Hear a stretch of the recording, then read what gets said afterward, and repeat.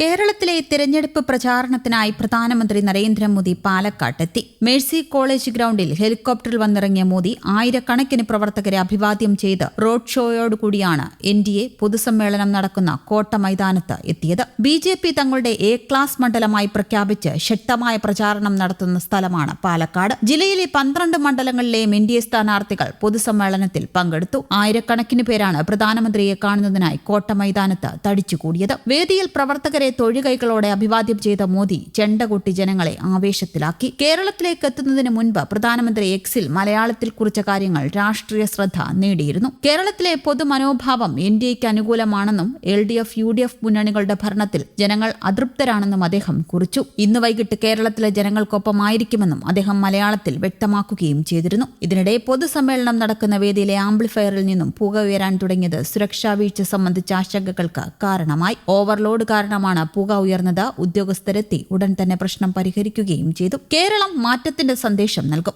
മലയാളികളുടെ വിശ്വാസം BJPയിലാണ്. പാലക്കാട് ആവേശമായി പ്രധാനമന്ത്രി ഇത്തവണ കേരളം മാറ്റത്തിന്റെ സന്ദേശം നൽകുമെന്നും പറഞ്ഞു. പാലക്കാട് കോട്ട മൈതാനിയിൽ നടന്ന BJP തെരഞ്ഞെടുപ്പ് പൊതുസമ്മേളനത്തിൽ സംസാരിക്കുകയായിരുന്നു അദ്ദേഹം. കേരളത്തിലെ യുവാക്കളുടെ വിശ്വാസവും സ്ത്രീകളുടെ സ്നേഹവും BJPയോടും NDAയോടുമാണ്. കൽപ്പാത്തി ക്ഷേത്രത്തിന് പ്രണാമം അർപ്പിച്ചാണ് മോദി തന്റെ പ്രസംഗം ആരംഭിച്ചത്. കേരളത്തിലെ യുവാക്കളുടെ വിശ്വാസവും സ്ത്രീകളുടെ സ്നേഹവും BJPയോടും NDAയോടുമാണ്. ഈ മാറ്റത്തിന് പിന്നിൽ കേരളത്തിലെ ജനങ്ങളുടെ അനുഗ്രഹമാണ്. നമ്മുടെ എത്രയോ പ്രവർത്തകർ രാഷ്ട്രീയ ആക്രമണങ്ങളിൽ ജീവൻ ബലി നൽകി. ആ പ്രവർത്തകരുടെ മുൻപിൽ പ്രണാമം അർപ്പിക്കുന്നുവെന്നും കേരളം സുന്ദരമാണെന്നും പാലക്കാട് വരുമ്പോൾ മനസ്സിലാകുമെന്നും പാലക്കാട് പ്രകൃതിയുടെ അത്ഭുത കവാടമാണ്, പാലക്കാട് കേരളത്തിന്റെ പ്രതിഭകളുടെ കേന്ദ്രമാണെന്നും ഈ പാവന ഭൂമിയെ ഞാൻ നമസ്കരിക്കുന്നുവെന്നും ശ്രീനാരായണ ഗുരു, ചട്ടമ്പിസ്വാമി, മന്നത്ത് പത്മനാഭൻ, അയ്യങ്കാളി, കുര്യാക്കോസ്, എലിയാസ്, ചാവറ എന്നീ മഹാതേജസ്വികളെ ഞാൻ പ്രണാമം അർപ്പിക്കുന്നുവെന്നും പ്രധാനമന്ത്രി പറഞ്ഞു. കൂടാതെ റോഡ് ഷോയ്ക്കായി തൃശൂരിലെത്തുന്ന പ്രധാനമന്ത്രിയെ കുട്ടനല്ലൂർ C അച്യുതമേനോൻ ഗവൺമെന്റ് കോളേജിലെ ഹെലിപ്പാഡിൽ സ്വീകരിക്കും. കേന്ദ്രമന്ത്രി സുരേഷ് ഗോപിയുടെ നേതൃത്വത്തിലാണ് സ്വീകരണം.